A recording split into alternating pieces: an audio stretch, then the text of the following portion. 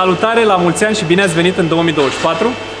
Vrem să începem anul cu o lucrare, sper să fie fluentă. Avem un Audi A5 2016 cu doar 118.000 de kilometri. În general, foarte multe mașini care ajung la noi ajung la 279.350.000 de kilometri. Asta are puțini și sperăm măcar la lucrarea de azi să fie totul țiplă și să meargă ca pe roate. Hai să vedem!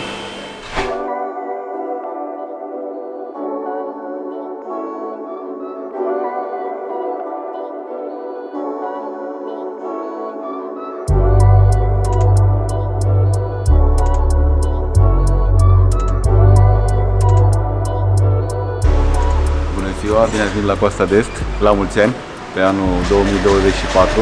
Începem munca cu această sculă. Nu. E vorba de praguri. La un Audi aici avem niște praguri speciale și fix unde se pune brațul la elevator acolo trebuie decupat un pic pentru că nu sunt făcute decupările alea acolo, știi, unde pui brațul. Și acum o să tai un pic acolo să fac o decupare la praguri. Avem un Audi, vom face o distribuție, are 118.000 din 2016, o mașină bună, frumoasă, TDI, diesel. Ce faceți? Cum ați petrecut de Revelion? În Italia, Da? Germania, Canada, în Danemarca. Noi am început munca azi. Deci, după cum ne vedeți, suntem ok, Aline acolo trăiește. Rareș trăiește că ne filmează, ceilalți trăiesc și deci toată lumea e bună. Hai să începem treaba.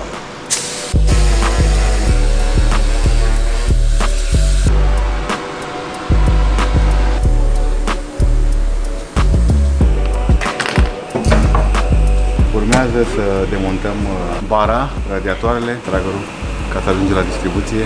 Că distribuția este undeva aici. Față, da? Codul de motor este KSU și cam atât. Să-i dăm bătăi.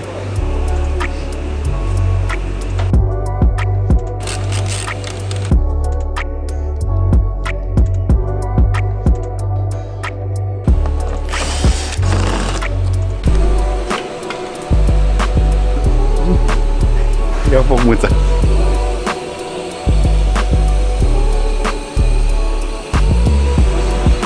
Îți dau scutul ăsta. Deci trebuie să dăm așa jos.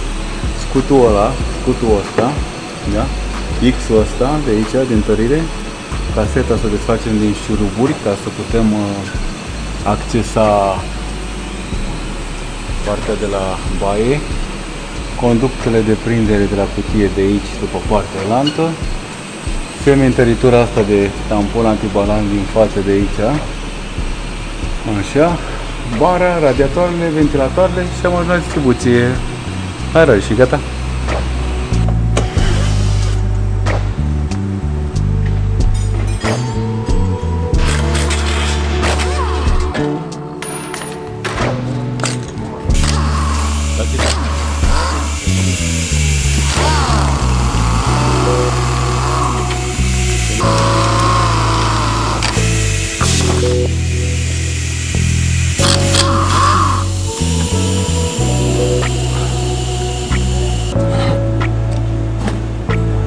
Bun, deci am dat jos caseta din punte. Faptul că am dat jos aici am loc foarte mult acces la șuruburile astea două din spatele volantei. Șuruburile de aici de prindere cu astea 3, X-ul ăla dat jos de aici, ne-am făcut un acces complet. O să dau caseta jos că stă în gherete, complet, și cam asta e pe partea asta de aici.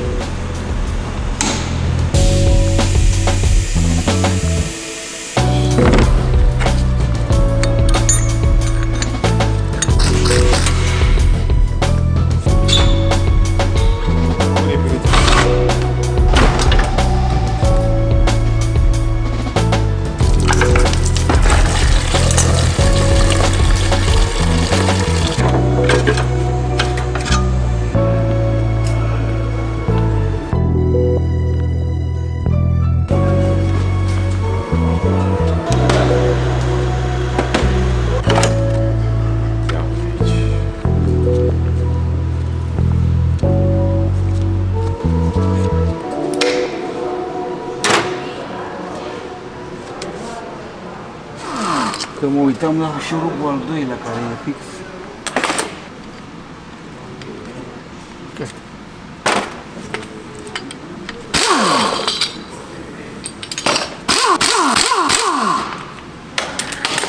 În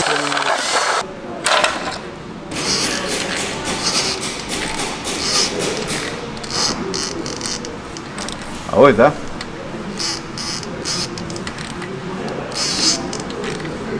Dar eu nu vreau să schimb distribuția, nici eu, dar ia uzi. O fi bine așa?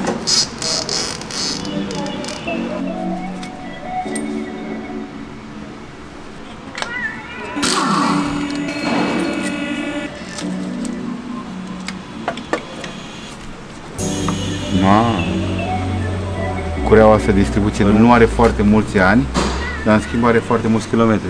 Ea nu arată foarte bătrână, dar în schimb kilometri are foarte mulți. Odată ce se mai vede aici codul de bare, de ștanță, de așa, nu are foarte mult. Dar în schimb e foarte uzată. Da, ăsta e, se simte la mână, dacă îl ții în mână și în momentul când îl învârți, simți vibrațiile din bilele de rulment. Atunci când îl învârți că îți tremură, îți dă niște joc și are și joc. Bine, și unul nou are 1 mm joc, că e rulment cu lagăr în el, dar totuși, nu, la învârtire se simte, deci la învârtire se simte bătăile din rulment, la asta. Odată, iar la asta merge foarte ușor și se simte că e slăbit, deci clar, din punctul meu de vedere, distribuția asta nu are foarte mulți ani, adică poate să aibă 1 an sau 3, dar în schimb poate să aibă kilometri, cred că foarte mulți.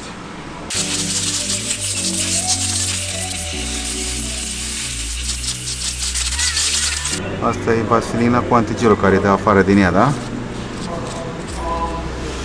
Are joc. Întotdeauna, uite, se vede prin găuri pe acolo cum dă afară, cum pierdea antigel deja pompa. Se vede și aici că a plecat ceva, nu, aici e de la capac, mint. Asta e de la capac. Nu, dar se vede aici, pe la rulment, uite, pe la capac. Uite că se vede pe cămaș acolo. Acolo se vede că are, se scurgea. Întotdeauna, la modelul ăsta de mașină, motor cu pompă de apă, cu senzor, recomandarea este să punem doar pompă originală. Noi avem acolo pompă originală. Hai să-ți arăt. Uite. Pe HEPU merge pompa, dar nu ai nicio siguranță de viitor. Deci, recomandarea întotdeauna, distribuția ca distribuție nu e o problemă pe cont sau ce vrei să pui, dar în schimb pompa OM. Doar OM. Așa.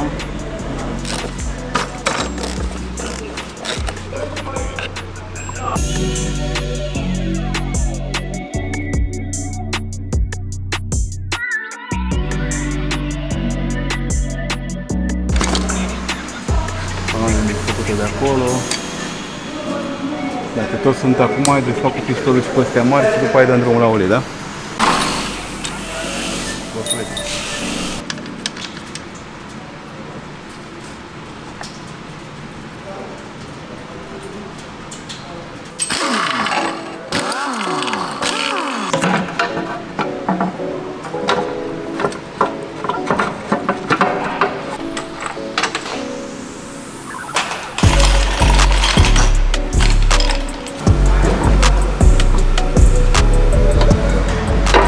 Agațe conducere aici.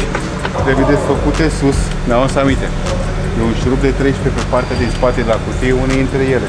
Și trebuie să le desfac de acolo.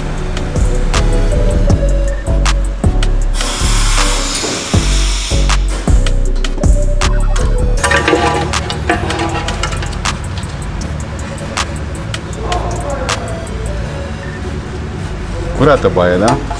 Pentru motor de kilometri. Arată bine pe pereții băii, cum s-ar zice, știi? Nu arată foarte rău. Asta e bine.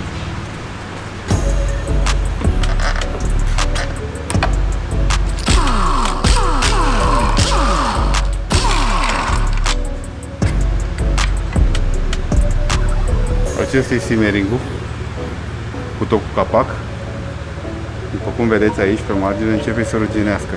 Ei, noi de fel ce facem? Curățăm bine aici și în afară de garnitura care o are de fabrică, mai adăugăm un pic de silicon. Pentru că siliconul preia toți porii și etanșează un pic mai bine în viitor.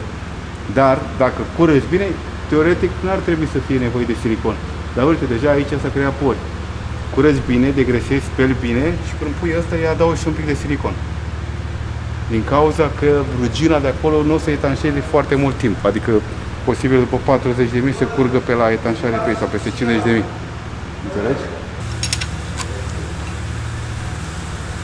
Nu arată foarte rău, dar nici foarte prost. Ținem cont că are 116.000, era din 2016 parcă, nu? Parcă așa mi-aduc aminte. Arată relativ bine, problema e alta. Poți să spui, da, domnule, dar uite, cureaua nu era distrusă, adică nu era ruptă, da? Da, dar materialele din curea care se descompun, știți unde ajung? Aici. Și atunci, uleiul transformat cu bucățile de cauciuc aici deteriorează motorul, da? Și atunci e bine că o schimbăm, da?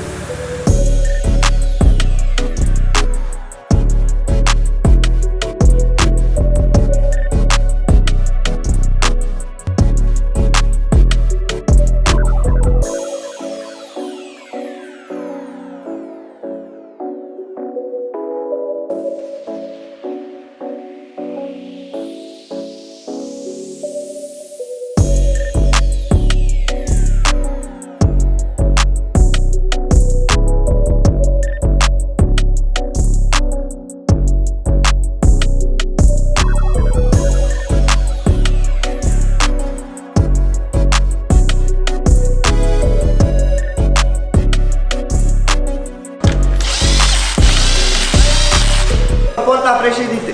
A, nu? Ce vrei să zic, mă, Dani? Și avem aici un Terea 4, un 428i. Atenție, benzină. O să-i montăm o tobă finală, pe care o să aplicăm o clapetă electrică. Am încercat prima variantă cu clapetă vacumatică, dar la modelul ăsta n-am de unde să trag vacuum. Deloc, m-am uitat cu Dragoș și am zis nu. Și am mers pe varianta cu clapetă electrică. Băiatul are o lucrare făcută. Bine, așa la mașina.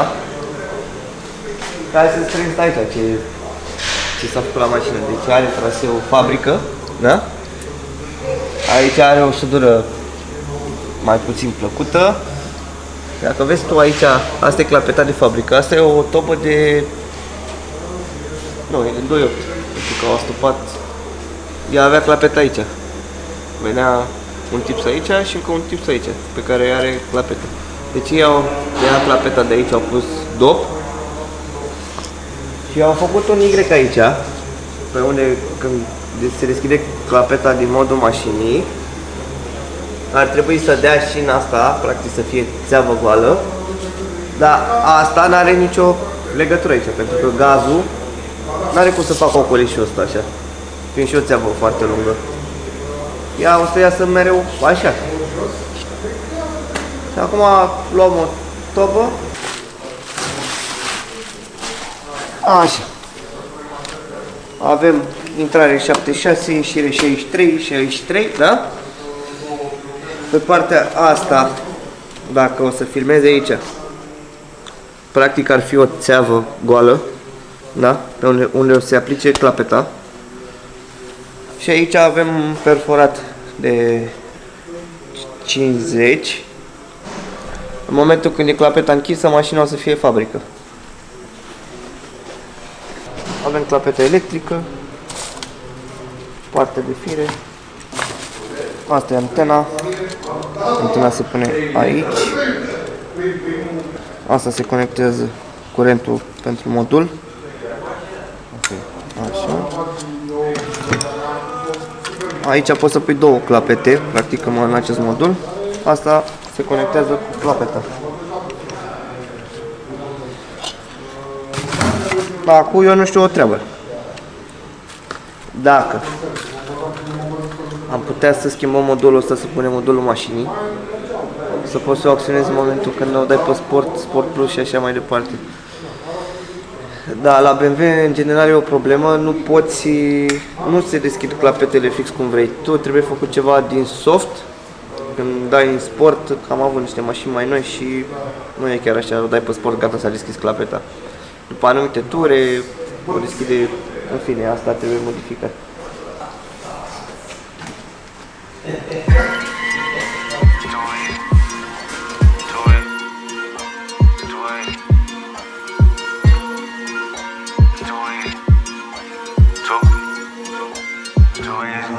I can do this with my eyes closed. It's too easy. It's too easy.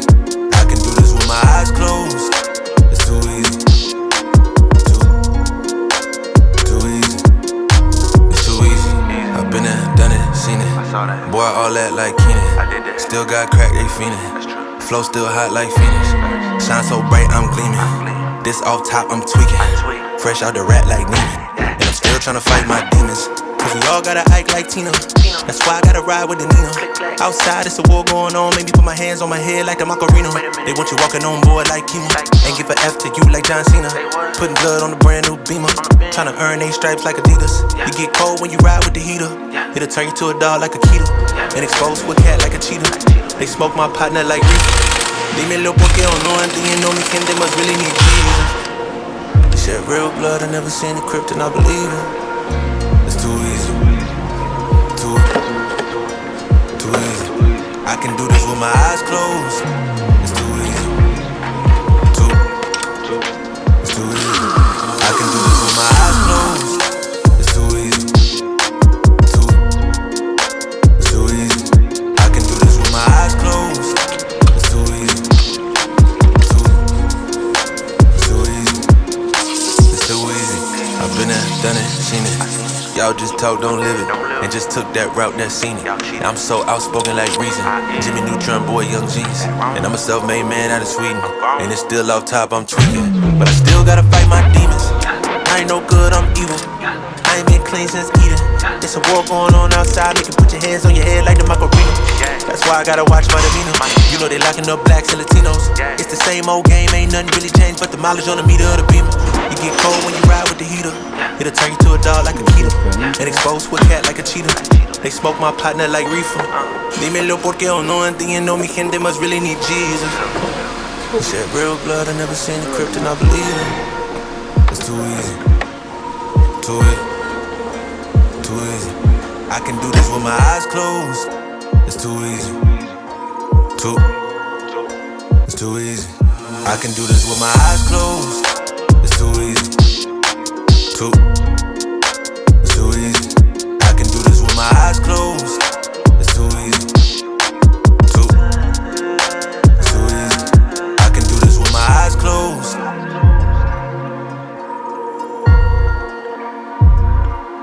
I can do this with my eyes closed.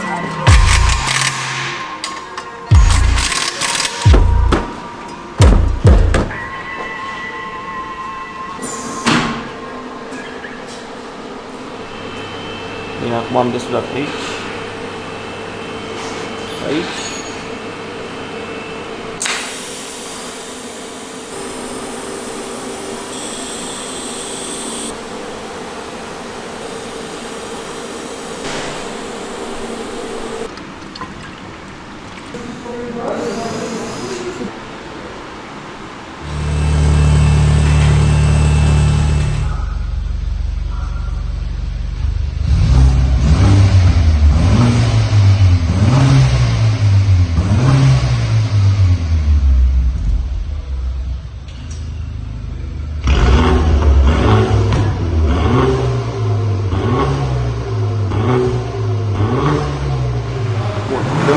În momentul ăsta, fără mufle la injector să nu pornească, să-și ia ulei. Gata, Uisam.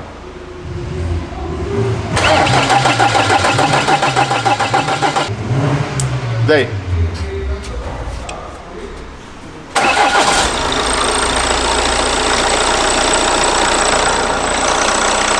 Și acum la finalul lucrării, ce părere aveți? Mașina are 118.000 de kilometri? Noi zicem că da. Însă am vrea să ne scrieți și voi jos în comentarii momentul ăla când ați cumpărat la un moment dat o mașină cu un anumit număr de kilometri și după aia ați aflat că treaba stătea de fapt altfel. Și ne vedem în continuare în 2024 cu multe alte proiecte tari. Pa, pa!